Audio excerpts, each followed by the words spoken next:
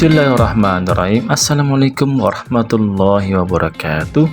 Saya Muhammad Faisal, CGP 10, akan memaparkan koneksi antar materi modul 3.1 CGP 10 SDN Baru 1 Pagi tentang pengambilan keputusan berbasis nilai-nilai kebajikan sebagai pemimpin.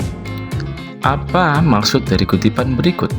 Mengajarkan anak menghitung itu baik, namun mengajarkan mereka apa yang berharga atau utama adalah yang terbaik.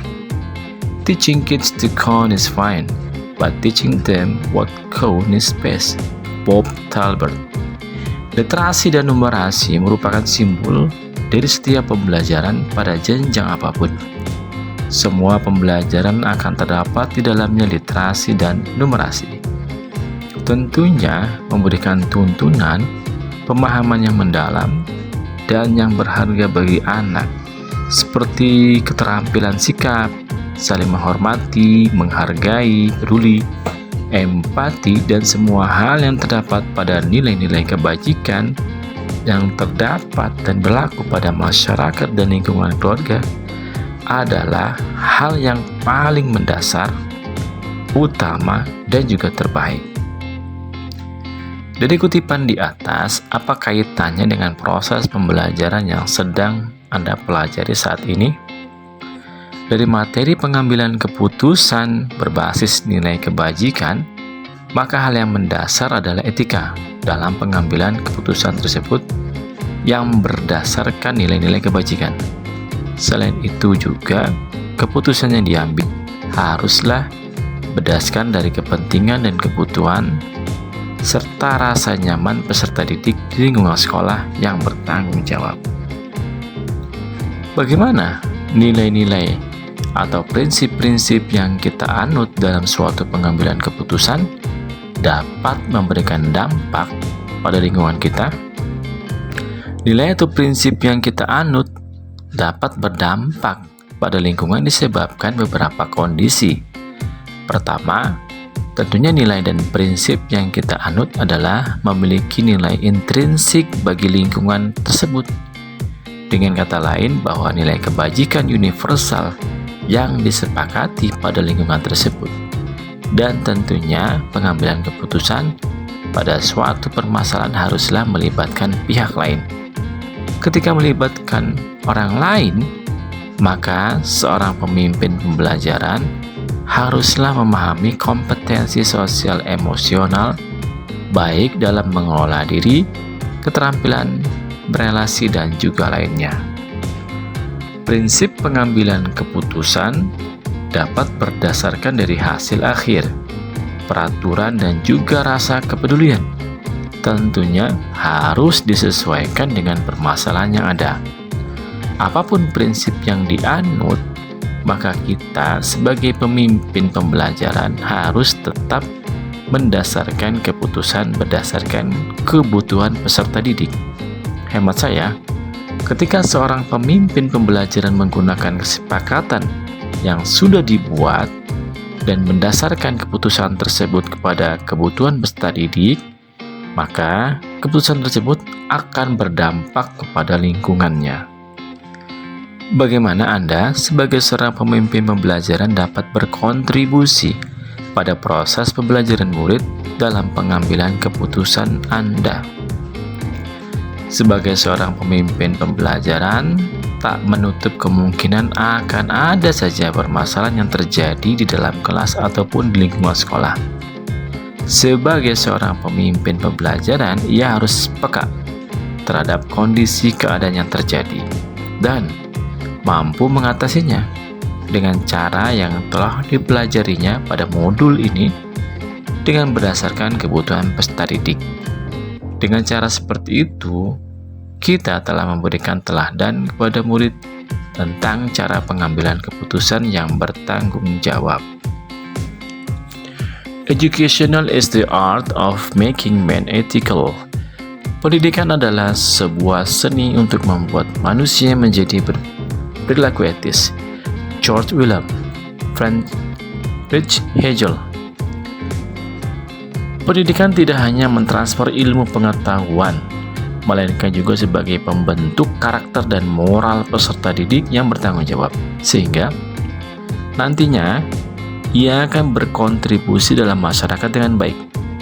Untuk ke arah itu, maka guru harus memahami nilai yang mendalam tentang rasa kemanusiaan dan nilai-nilai kemanusiaan yang mendasari perkembangan kebutuhan dasar dari peserta didik tersebut. Karena guru dituntut dalam pengembangan sikap, nilai kemanusiaan, dan keterampilan yang dibutuhkan peserta didik dalam kehidupan bermasyarakat. Rangkuman kesimpulan pembelajaran koneksi antar materi modul 3.1 CGP 10. Bagaimana filosofi Ki Hajar Dewantara dengan Pratap Triloka memiliki kaitan dengan penerapan pengambilan keputusan sebagai seorang pemimpin. Pratap Triloka yang dicetuskan oleh Ki Hajar Dewantara mengajarkan kepada kita bahwa pengambilan keputusan sebagai pemimpin harus menyadari di mana posisi kita saat ini. Ingarso Sung Tulodo, seorang pemimpin harus mampu memberi teladan. Ingmadia Mangunkarso, seseorang pemimpin harus mampu memberikan dorongan semangat dan motivasi dari tengah. Tutwuri Handayani, seorang pemimpin harus mampu memberi dorongan dari belakang. Dengan mengetahui posisi tempat kita berdiri saat ini, diharapkan kita mampu untuk mengambil keputusan yang tepat sesuai dengan peran kita pada lingkungan tertentu. Bagaimana nilai-nilai yang tertanam dalam diri kita berpengaruh kepada prinsip-prinsip yang kita ambil dalam pengambilan suatu keputusan.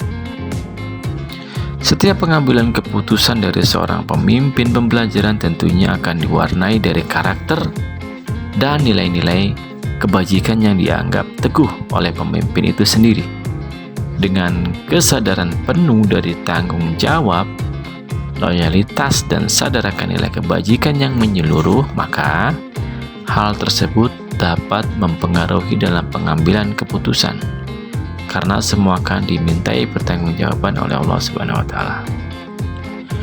Bagaimana materi pengambilan keputusan berkaitan dengan kegiatan coaching yang diberikan pendampingan atau fasilitator dalam perjalanan proses pembelajaran kita, terutama dalam pengujian pengambilan keputusan yang telah kita ambil? Apakah pengambilan keputusan tersebut telah efektif?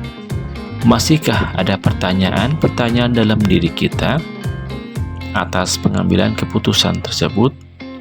Hal-hal ini tentunya bisa dibantu oleh sesi coaching yang telah dibahas pada modul sebelumnya. Materi coaching yang diberikan sebelumnya sudah dipraktikkan oleh para CGP, dan dengan berlatih terus-menerus dengan menggunakan Alutirta, saya yakin saya akan menjadi lebih terampil dalam membantu coaching untuk memutuskan sendiri solusi pada dirinya. Terkait dengan materi pengambilan keputusan, maka guru harus menerapkan 3 cara paradigma berpikir, 4 paradigma dilema etika, dan 9 tahapan pengambilan keputusan. Saya yakin itu akan memberikan keefektifan dalam pengambilan keputusan terkait dengan dilema etika di lingkungan sekolah. Bagaimana kemampuan guru dalam mengelola dan menyadari aspek sosial emosionalnya akan berpengaruh terhadap pengambilan suatu keputusan, khususnya masalah dilema etika. Ketika terjadi permasalahan dilema etika di lingkungan sekolah, maka seorang pemimpin pembelajaran harus dengan sadar bahwa ia harus melakukan sesuatu dalam mencari solusi alternatif dari dilema etika. Tetapi ia tidak bisa sendirian dalam menangani hal tersebut. Dengan kompetensi dalam hal sosial emosional yang meliputi kesadaran diri, kesadaran sosial, manajemen diri, keterampilan diri, maka tentunya ia akan berpengaruh kepada keputusan yang bertanggung jawab yang berorientasi pada peserta didik. Bagaimana pembahasan studi kasus yang fokus pada masalah moral atau etika kembali kepada nilai-nilai yang dianut seorang pendidik. Seorang pendidik haruslah menganut nilai-nilai yang penuh dengan kebajikan, universal, dan berorientasi pada kebutuhan peserta didik. Jika seorang guru yang sudah memahami tentang cara penanganan dilema etika atau bujukan moral, maka ia harus menerapkan hal tersebut pada setiap kasus yang terjadi di lingkungan tempat ia mengajar, agar setiap keputusan yang diperoleh akan dirasakan tanggung jawab, bermanfaat, dan juga serta keputusan dia sebagai seorang pemimpin pembelajaran akan menjadi teladan bagi peserta didik di lingkungan sekolah. Bagaimana pengambilan keputusan yang tepat? Tentunya berdampak pada terciptanya lingkungan yang positif, kondusif, aman, dan nyaman. Pada modul 3.1 ini, CGP telah diajarkan bagaimana cara pengambilan keputusan yang tepat, yaitu dengan menerapkan 9 langkah sebelum pengambilan keputusan, diantaranya yaitu mengenali kasus yang terjadi, mencatat fakta yang ada, mengundang siapa saja yang terlibat, apakah terdapat kesalahan atau terkait dengan hukum positif, dan lainnya. Lalu dikaitkan dengan 3 prinsip berpikir dan 4 paradigma dilema etika.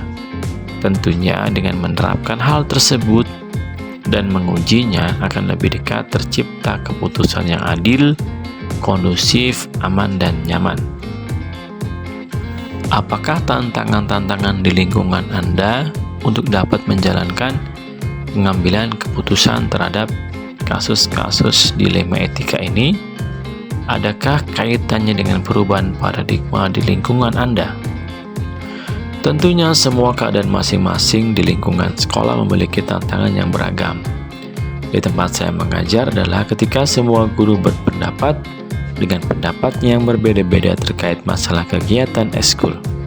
Hal kedua adalah tantangan dari kebersihan sekolah itu sendiri. Hal tersebut dikarenakan luasnya area sekolah sebesar 4.000 meter persegi, tetapi hanya memiliki 2 orang petugas kebersihan di sekolah, yang sungguh di luar kapasitasnya, terlebih lagi usia yang sudah lanjut. Sebagai seorang guru, tentunya kami hanya dapat membersihkan ruangan tempat belajar siswa di kelas bersama murid-murid. Sekolah tidak dapat menambah petugas kebersihan dikarenakan peraturan yang berlaku. Apakah pengaruh pengambilan keputusan yang kita ambil ini dengan pengajaran yang memerdekakan murid-murid kita? Bagaimana kita memutuskan pembelajaran yang tepat untuk potensi murid kita yang berbeda-beda? Seorang guru harus membuat keputusan dalam menciptakan merdeka belajar pada setiap proses belajar di lingkungan sekolah agar dapat mempengaruhi pembelajaran di sekolah. Apa itu merdeka belajar? Yaitu sebuah usaha sadar dari pendidik dalam pemenuhan kebutuhan belajar peserta didik. Lalu bagaimana caranya? Yaitu dengan memberikan pembelajaran berdiferensiasi.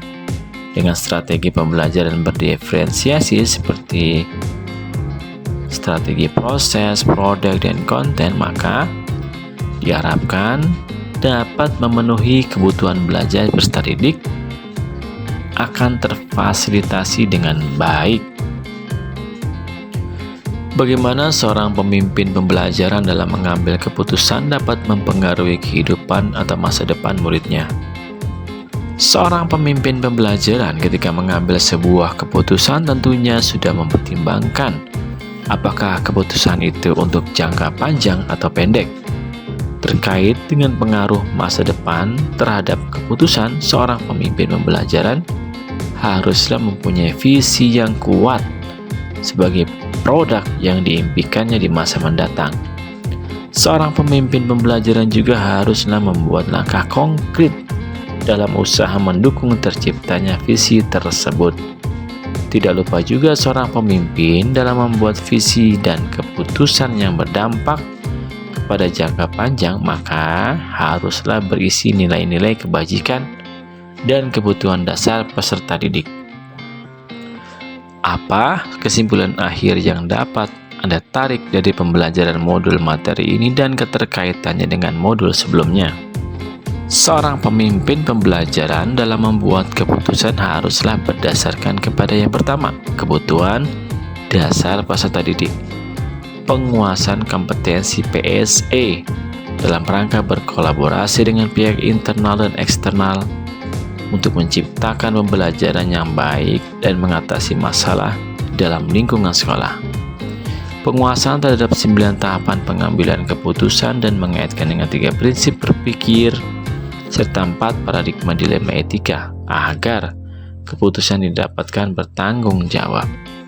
Seorang pemimpin pembelajaran haruslah menjadi teladan dengan menerapkan 4 trilokanya.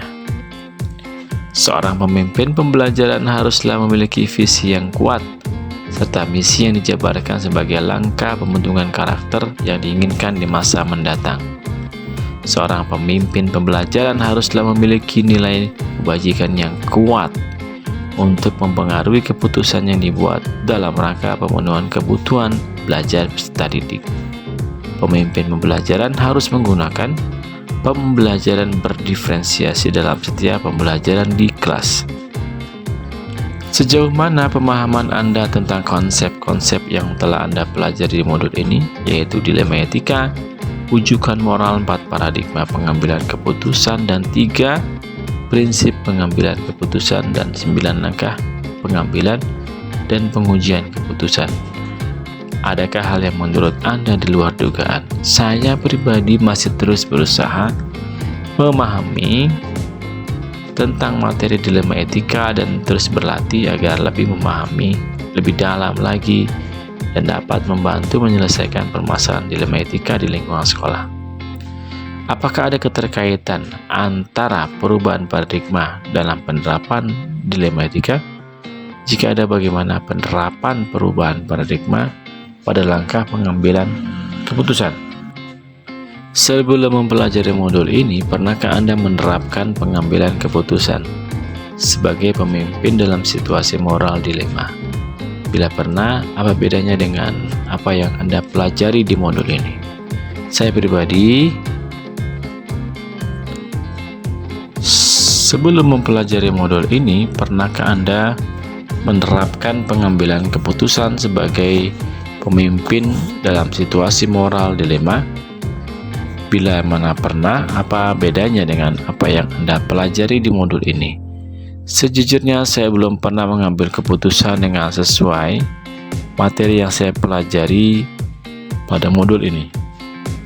Sehingga hal ini adalah hal yang baru dan menjadi referensi utama bagi saya pribadi dalam usaha pengambilan keputusan pada kasus dilema etika di MAPEL yang saya ampuh.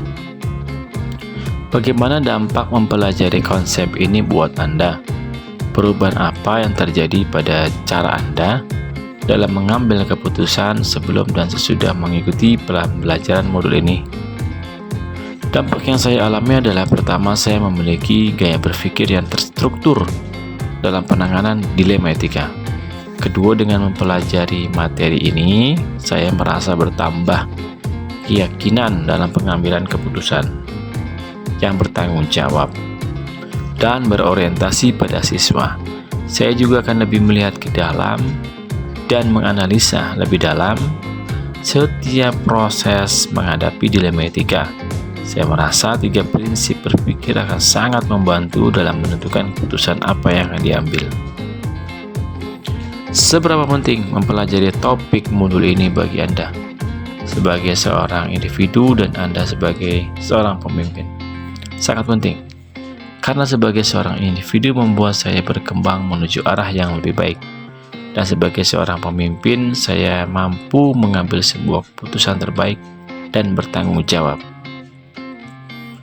Terima kasih kepada fasilitator kami, yaitu Bapak Ahmad Irfan Barokah, Ibu Rizky Arlani sebagai PP pembimbing praktik, dan juga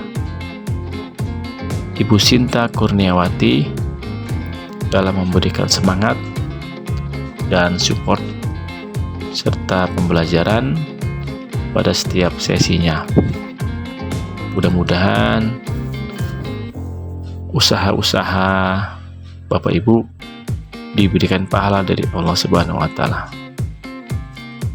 Demikian paparan modul 3.1 koneksi antar materi ini saya utarakan. Saya akhiri. Assalamualaikum warahmatullahi wabarakatuh.